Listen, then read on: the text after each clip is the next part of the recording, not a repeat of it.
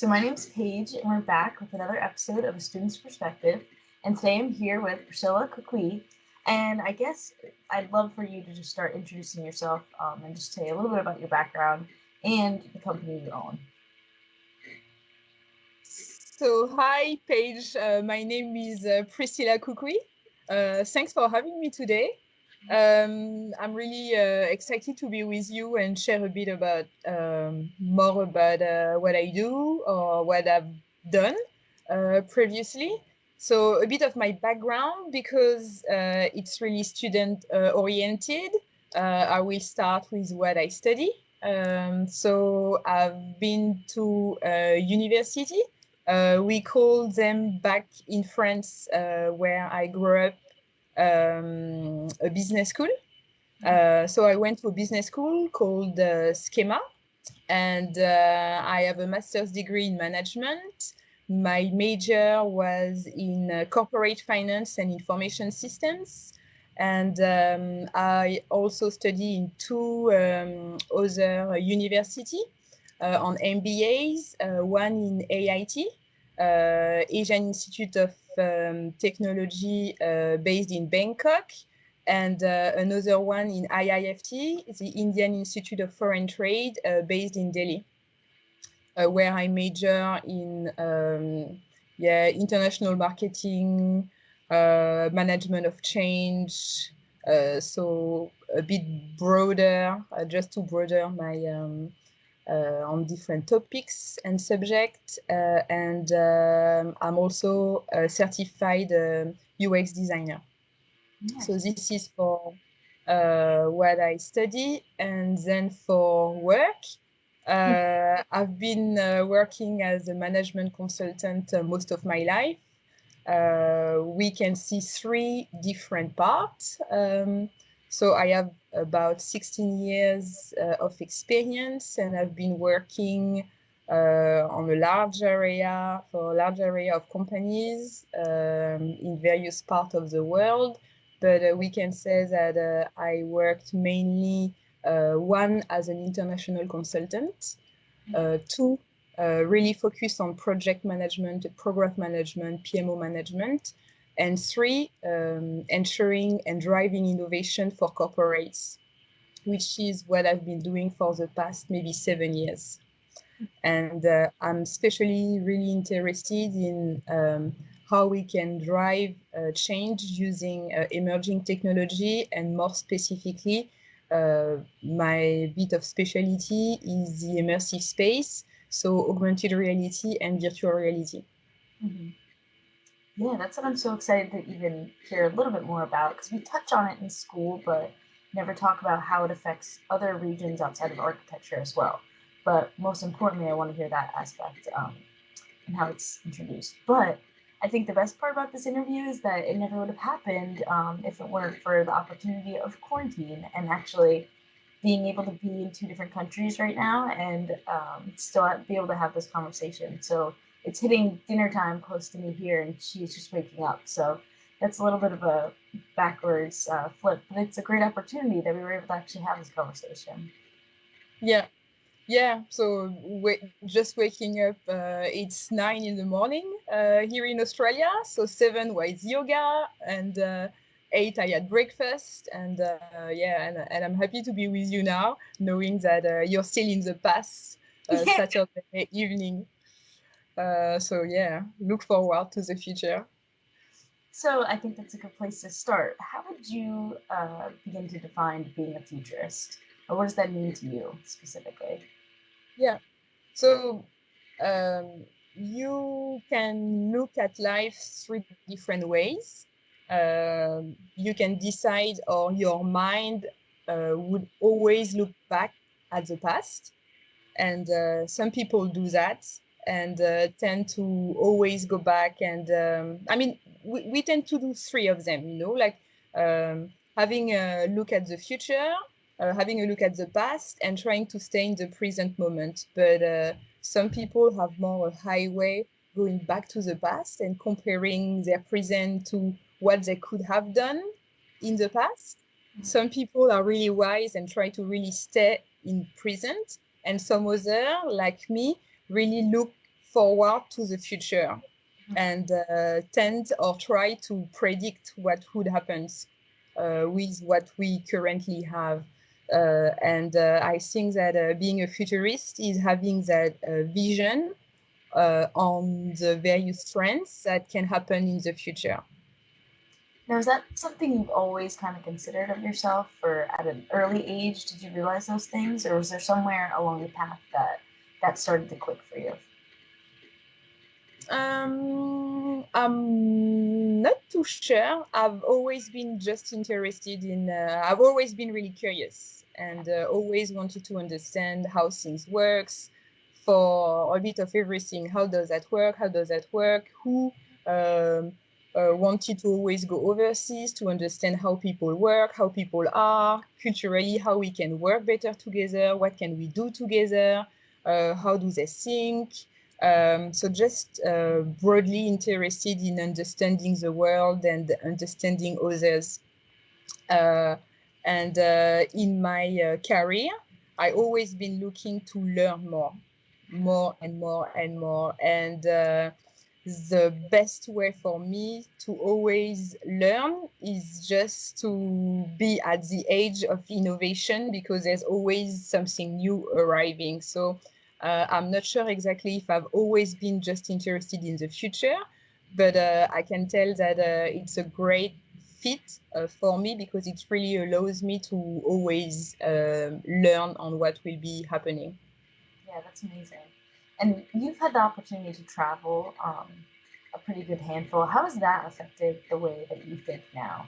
And like you said before, like seeing the world and being able to understand not only different perspectives, but different cultures and varieties, just like that.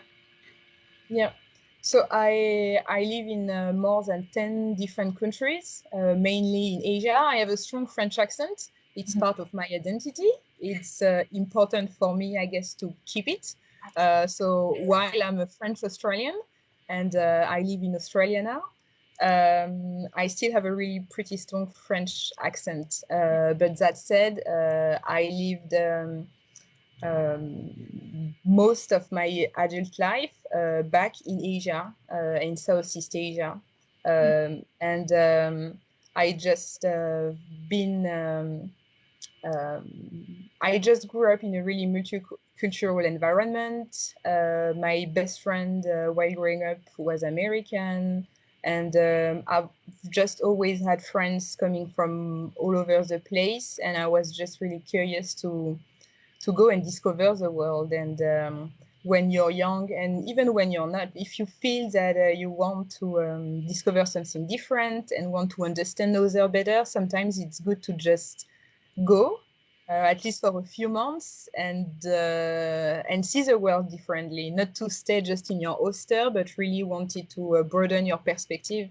Life is so wide, and you had that saying that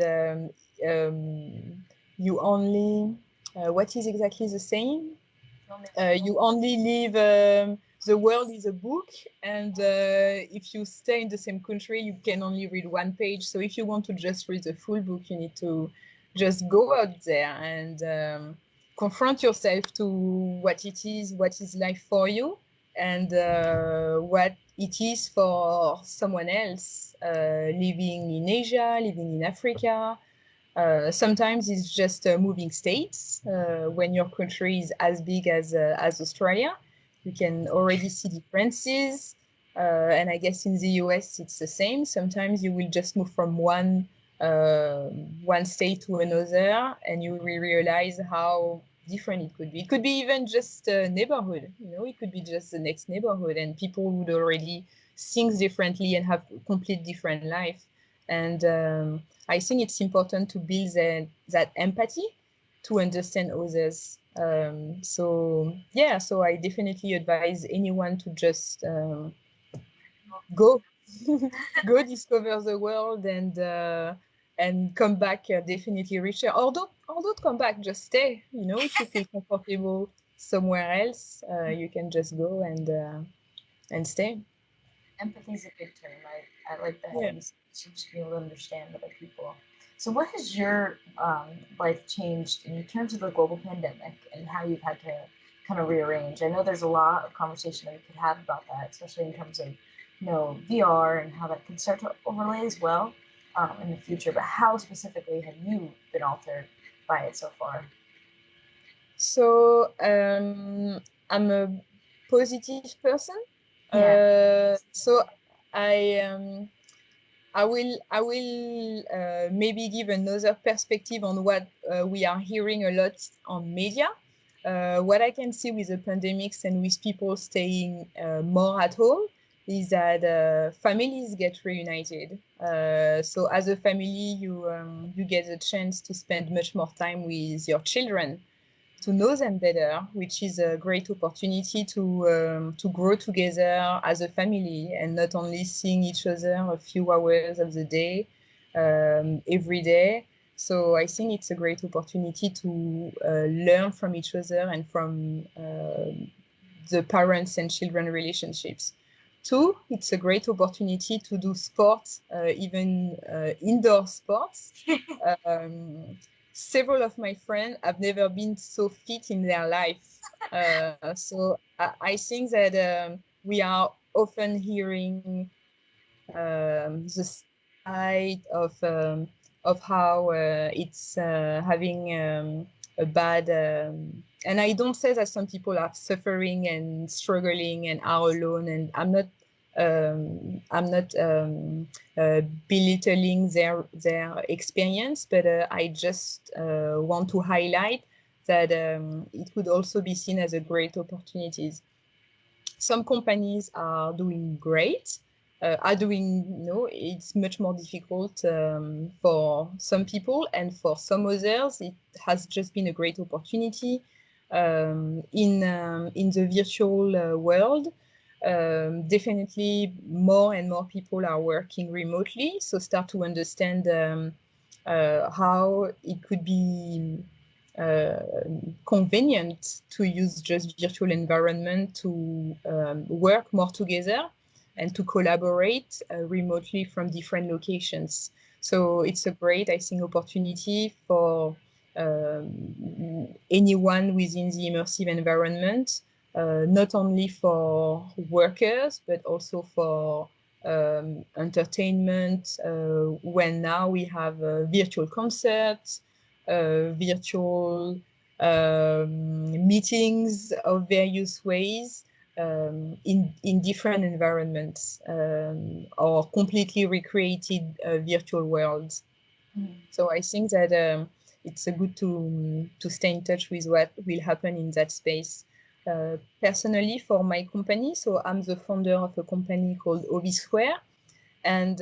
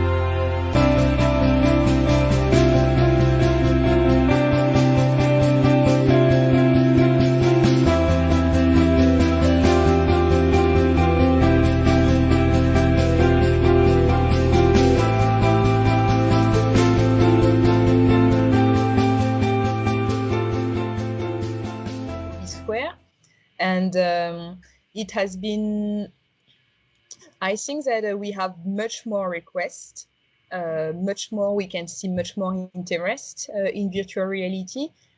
Most companies still struggle to understand how those virtual worlds could really assist them.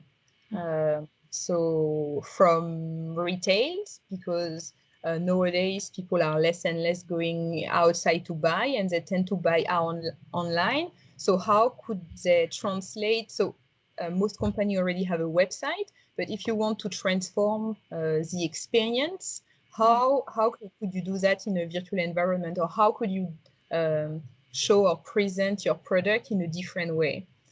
Same if you're in an art gallery, how could you show your work differently to your audience?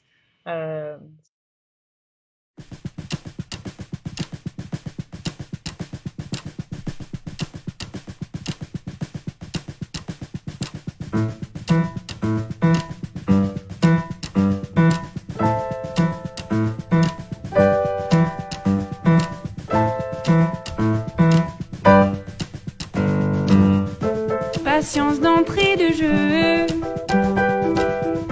la stratégie de monsieur. Pleure pas s'il répond pas.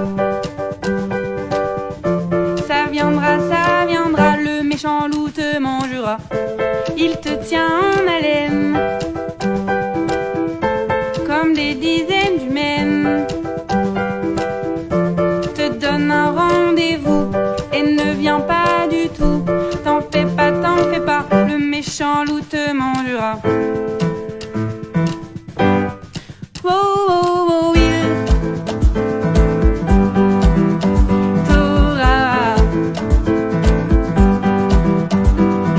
Au détour du bois. Oh, il t'aura. Yes. So there's a few different thematics, and we tend to have lots of requests even for virtual events. So yeah, it's a good space to be at the moment. Great. Yes. Yes. So correct me if I'm wrong, but virtual reality, I mean, it's especially helpful too within changing environments. And I think that's why within the pandemic now, too, being able to offer that ability to represent those changes that need to be made so abruptly that are hard for people to imagine. That's why it is so crucial right now. Yeah. So there's a virtual reality where we need to actually wear a headset Right. to go completely in a different world. Mhm. But then we can just create 3D environments that are accessible from any type of platform, including just going on a web browser, and you're on that virtual environment. Yeah, there's a bit of a difference on how we can create those words. So I just make the difference. So, and sorry, your question was about?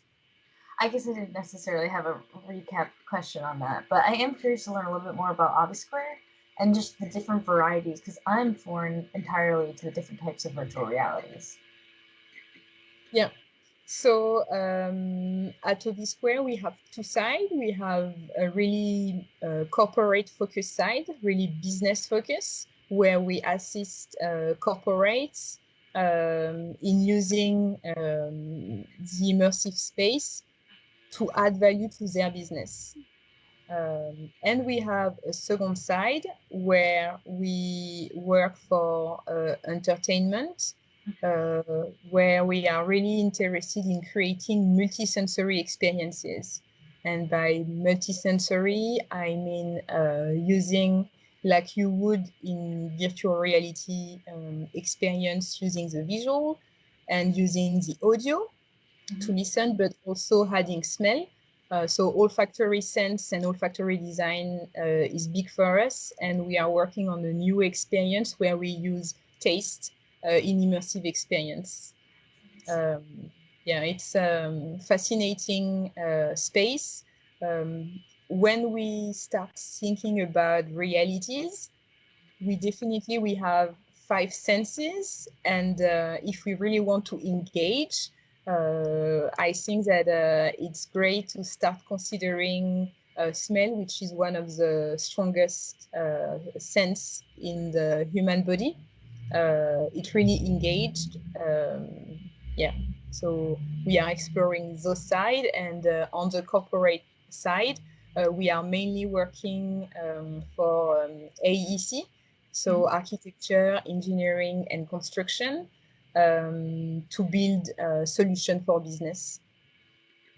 Yeah, so I mean, I'm excited to hear about that. What are the type of companies that you would work with in terms of architecture? And can you give me like an example of probably your favorite projects? A favorite. So what is there's different ways of building an experience in virtual reality or in augmented reality. So with augmented reality, you could just use your phone to just augment the physical world, which is the world around us, with a digital element. And that element can be just a picture or a video or anything. And with virtual reality, we are completely in a different world. Or you have a multi-platform experience that you can access that virtual environment from your laptop and, for example, from a tablet, and so on and so forth, from to find yourself with others in the same virtual environment. What's happening in as you can guess for architecture, whenever we decide to create a new space, the clients wants to see it and understand it, right? They want to have that visual element to understand how it would be before it's made. Um, and and it's great to be able to show what it could be, but also to just move inside that environment. So to see it not only from one angle, but from various different angles, to really understand how it would be. And what is great in a virtual environment is that it's not a real environment, so you can change the color, you can change the size, and you can react on a really maybe not in real time, but you can in real time, but you can just make some adjustment on what your client is expected really quickly. And what's happening now more and more is that not only you have the visual environment, but you can add plenty of other information inside your environment. Meaning that if you're building a room which is 5 meters by 5 meters, you can extend it by 2 meters really quickly in the virtual environment. And for when different persons work at the same time inside this environment, they can collaborate. So they can draw, or they can just add some elements that would assist them to build. And it's more and more where we are going when we tend to reproduce a physical world in digital, and we call them digital twin. Nice comparison. One of my favorite words that I had seen on your site too is storytelling. And that's a good way of describing a lot of what we try to handle in terms of architecture schooling, especially, is being able to grasp every single point of not only your concept, but the ultimate feeling of the interior of a space, the outside of a space, and what it feels like to enter that space. And so, like you said, the ability to change things so quickly in the renderings, and within virtual reality, that's such an advantage for us in terms of the scale and time that it takes to make those small adjustments, and being able to show it to the person that you're trying to explain it to. And there's kind of like a gap that needs to be bridged that we understand most of those situations, but your client necessarily doesn't, or doesn't know how to read a plan for us in some extent, but it's an easy comparison for them to be able to see it physically and actually understand the inside of the space. So obviously, though, when did you decide that you wanted to take off on your own with this? I've been having my own projects or setting up companies or working for startups since 2005. So it was just really present, and because I love learning, I've always been keen to touch base all the various departments to understand how you work in finance, but how does it work with marketing and how does it work? And I really wanted to have that big picture. But even before that, I think that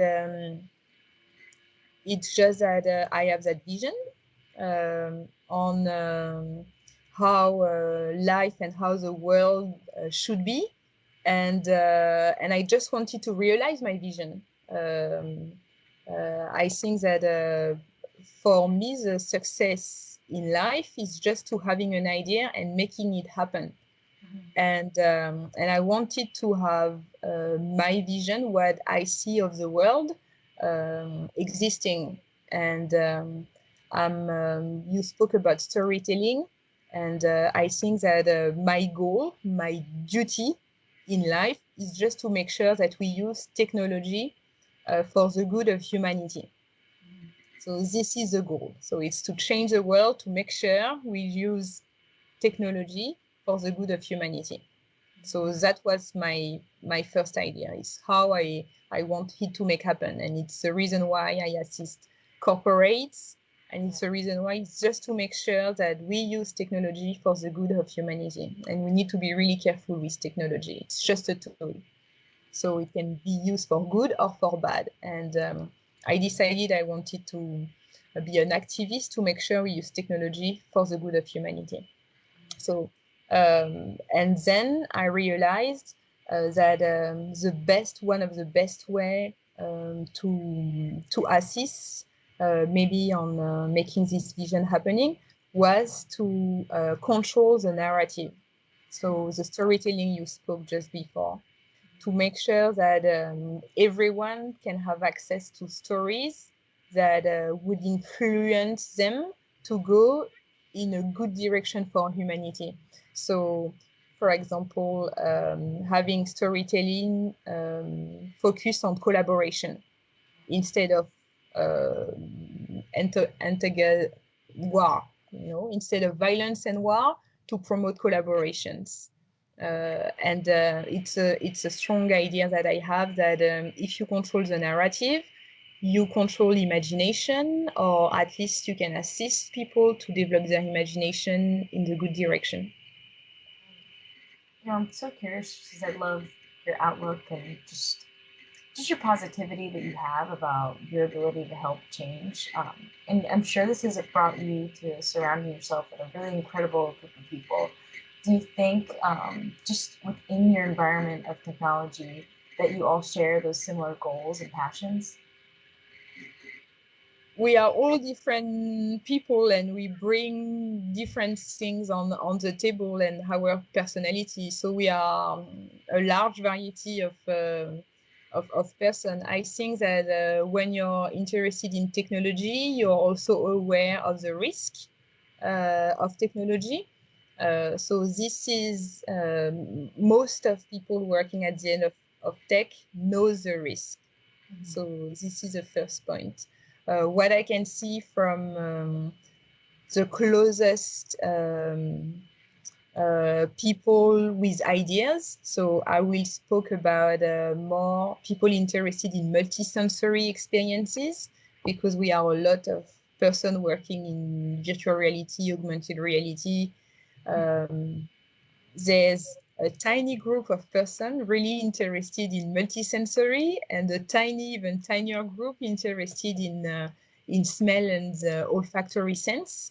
But in that tiny group, I can really feel that we are lots of women, and it's something that is not said enough.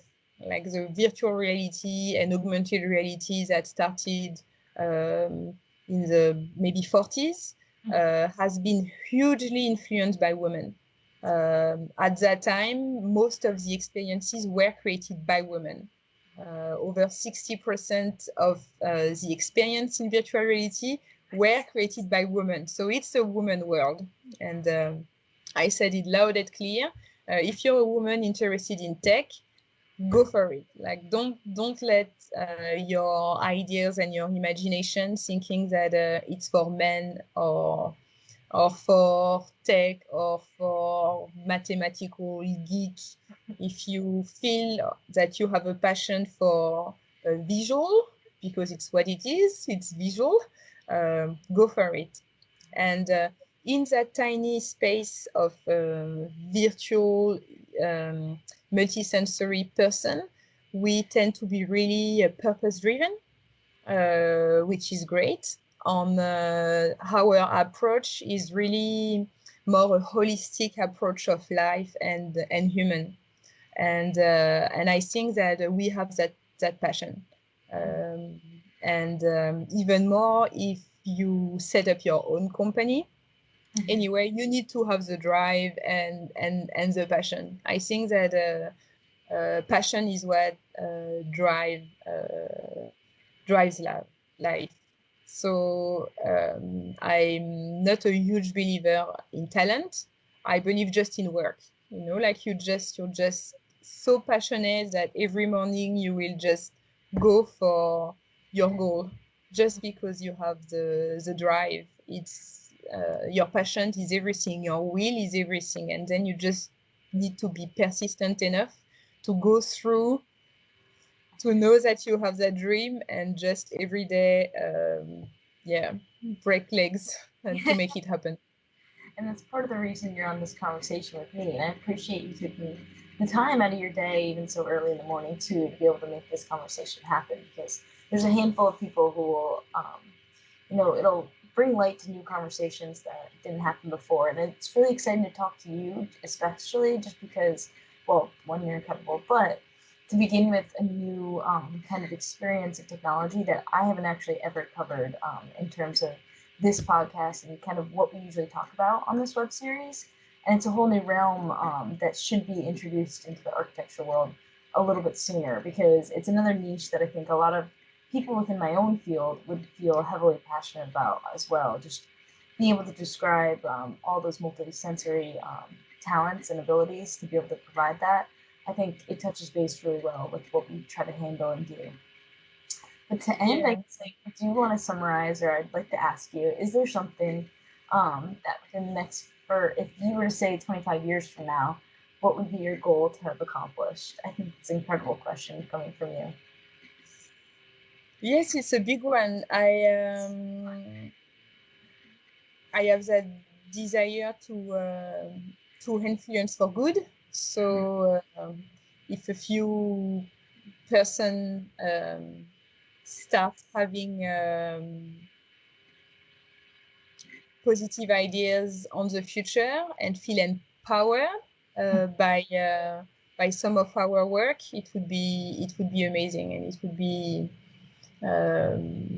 be a great way to think that I left a positive trace in the world. Absolutely, a positive spark, really. Well, so